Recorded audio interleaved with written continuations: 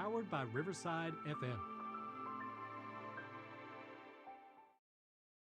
Welcome back to Mystique Femininity. I'm Christian Simone, here to walk you through the noise into a space where your soul can breathe and your feminine truth can unfold. Today is the season finale of season 3, and the focus will be unraveling a story that many of us know really well, and that is the myth of the glow up. If you spent any time on social media, you've probably seen it. The before and after photos, the transformation stories, the promise that a new body, a new style, or a new lifestyle will finally make you feel seen, worthy, and enough. But I want to ask you, what if that story isn't true? What if the glow up is just yet another facade? What if the transformation we're really longing for is quieter, deeper, and far more sacred? Let's pause here for a moment. Have you ever felt the pull of that glow up promise? Maybe you've tried it. You've went to the gym, you got a full skincare ritual, you did a deep closet cleanse, hoping that this time, it would bring relief. That this time it would be the thing that quiets that deep ache inside that you really can't put words to, but you feel. But what happened instead? Did it feel like you were trading one version of yourself for another? Did it feel like a performance? Like you were still trying to be seen rather than be known? And for so many women in their midlife, this pressure is heavy. If you are connected to people who may be living a life that you feel you should have as well, this can be extremely damning to your heart, to your mind, and just to your overall ability to be grateful for where you are. And if there's any past trauma growing up, if you were, let's just say, I'll call it um, the ugly duckling, if there is any of those sorts of attributes that you grew up with, this pressure to finally have your moment feels extremely chaotic, but there's an extreme pressure to go to an extreme length to obtain it. Some women will go across seas and get cosmetic surgery. I am very much pro do what you want to, especially when it's your body. You need to be able to be happy with what you see in the mirror because that essentially will color the way that you live. But it shouldn't be to the detriment of your health. It shouldn't be where you are having to do this on such an extreme budget that you potentially could be opening yourself to long-term health conditions for the sole purpose, and the only reason why you're in the predicament is because of this pressure, and it can be very heavy. And depending on what sort of content you tune into, you may be feeling as though, well, reason why you're having to work a job is because you're not pretty enough. And if you were only pretty, you too could live a life of luxury, a life of being kept.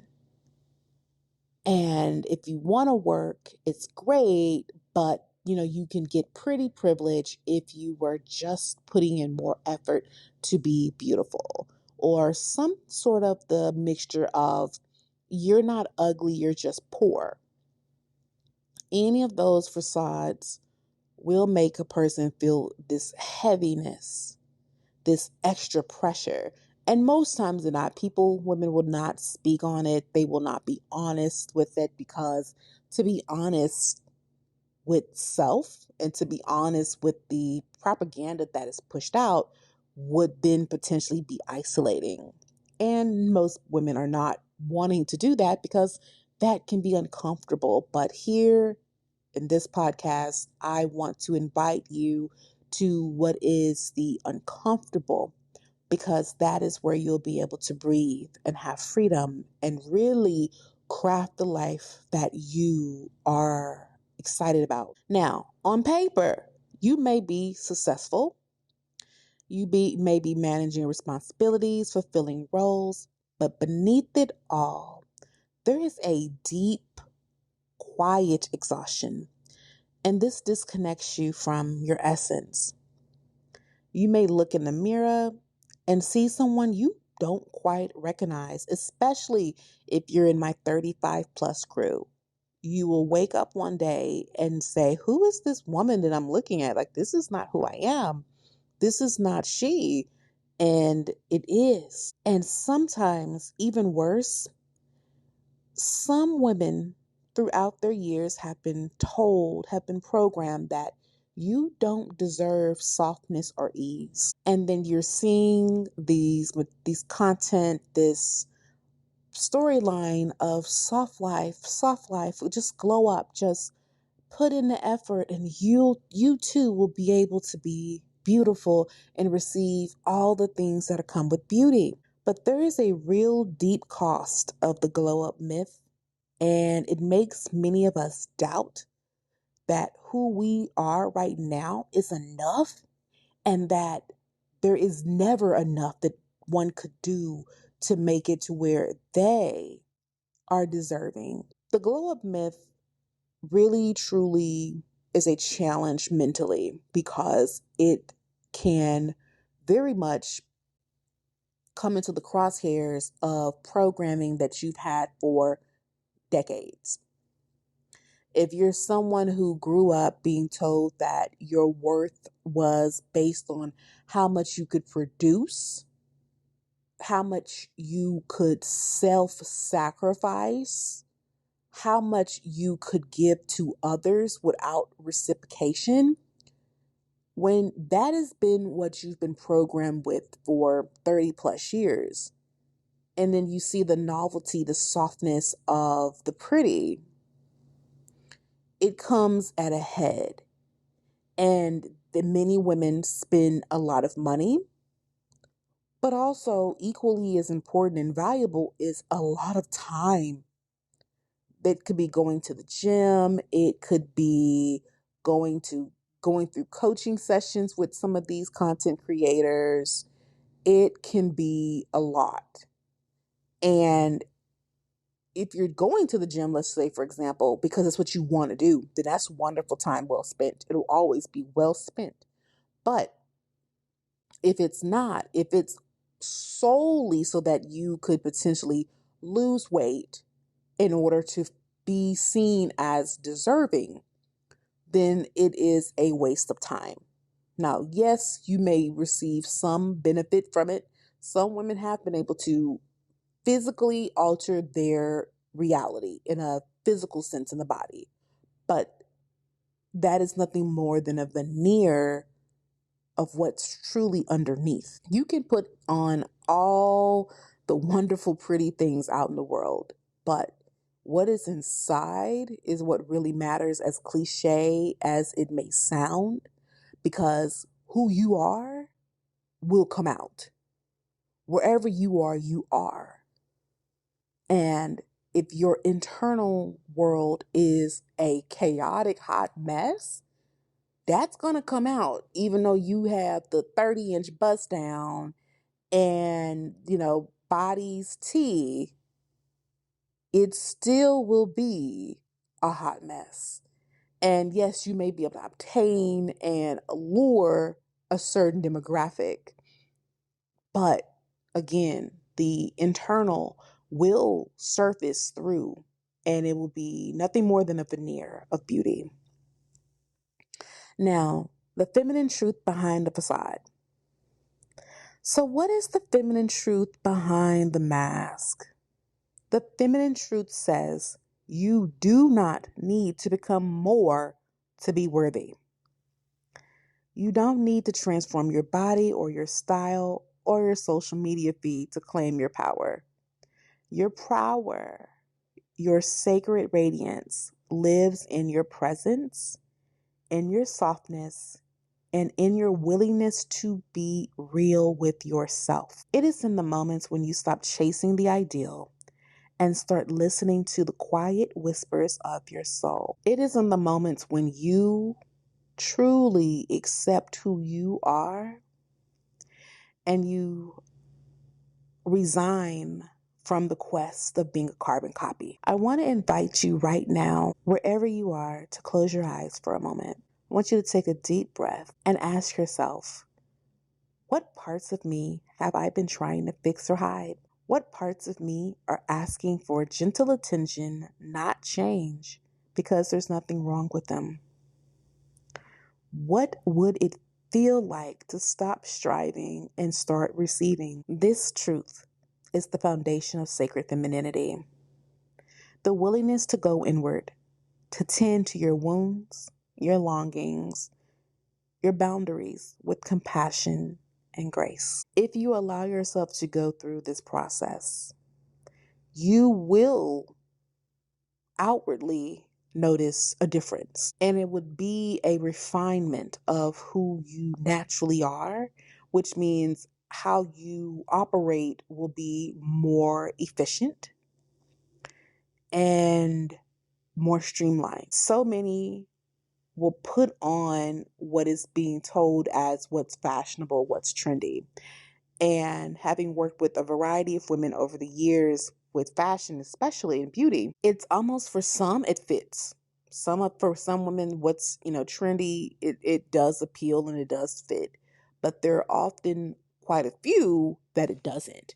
And it looks as though you are in a costume and it's uncomfortable and it feels very laborious process to keep it up. And it's because it's not who you are. If the trend is a 30-inch bust down, but your face is not set up for that, it looks clownish and it doesn't look appealing. If anything, it's distracting from your natural essence. Some women look way more enhanced with less. Some can pull off the heavier, like let's say lashes. They can wear a heavier lash and it looks okay.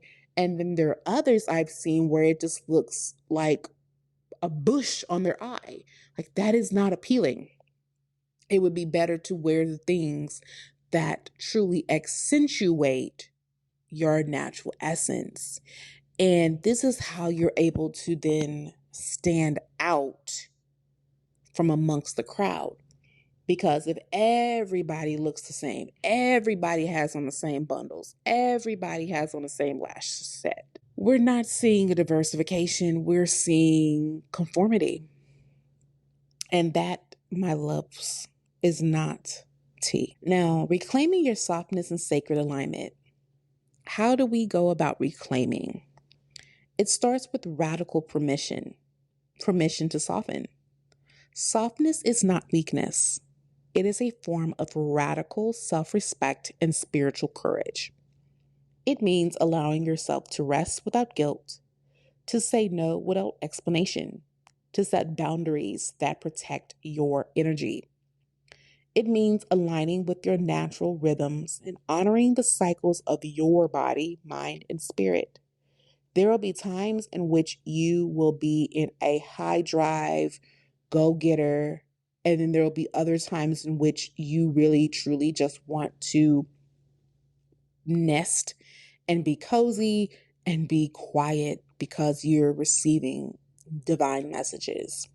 And by respecting those rhythms, instead of trying to be in go mode when you're in receive mode and vice versa, it just helps you to be in just a pure flow, the most efficient, the most aligned, and quite honestly, to be in the most joyful way because you're not trying to do something that isn't in the way that it should be. This is the sacred refinement I speak of on the Mystique Femininity. It's not about erasing who you are, but curating your life to reflect your true essence. This could look like slowing down your mornings, lighting a candle, creating a ritual that centers before you begin your day. It could be choosing nourishing foods that make you feel alive rather than dieting to fit an ideal. Saying no to the things that drain you, even if they come wrapped up in an obligation or love. Allowing yourself to feel fully the anger, the grief, the joy without needing to perform for positivity. Each small act of devotion to yourself is a radical step towards reclaiming your feminine power. When you honor your feminine power and your truth, it makes your life feel refreshing. It allows you to go about the business that you came here to do. And that will look differently for every woman out in this planet.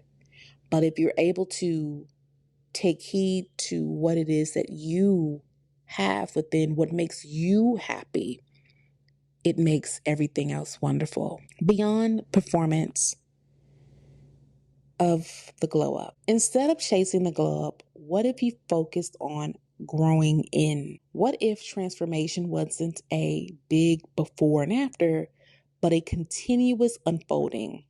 Gentle, layered, imperfect, sustainable, and beautiful. Growing in means deepening your relationship with yourself, your body, your intuition, your soul. I believe very firmly, because I've seen it not only in my own life, but in the lives of other women that I've worked with. When you begin to honor those areas like your full self, the energy that you have, which we all have a limited amount of energy in this 3D, you will be able to use it in a way that is advantageous for yourself. So instead of trying to spread yourself super thin and do everything, it might be focusing in and honing in on a few items, which means a higher concentration of effort and energy that will allow you to have a bigger result, a more enriching result. So some women are trying to do everything under the sun. Like you're trying to work out, trying to be in the gym 7 days a week. You are doing 5K monthly maintenance upkeeps. You are trying to learn another language. You're trying to be out at certain places to be seen. And that's not really your forte. Your forte would be maybe doing some travel, wearing a little bit lighter look, which would not require such upkeep or as much upkeep. And that gives you so much more energy to then focus on the areas that you love. And then if you are in trying to, say, engage with the opposite sex or the same sex, depends on what you like, you have more energy because you're doing things that you enjoy.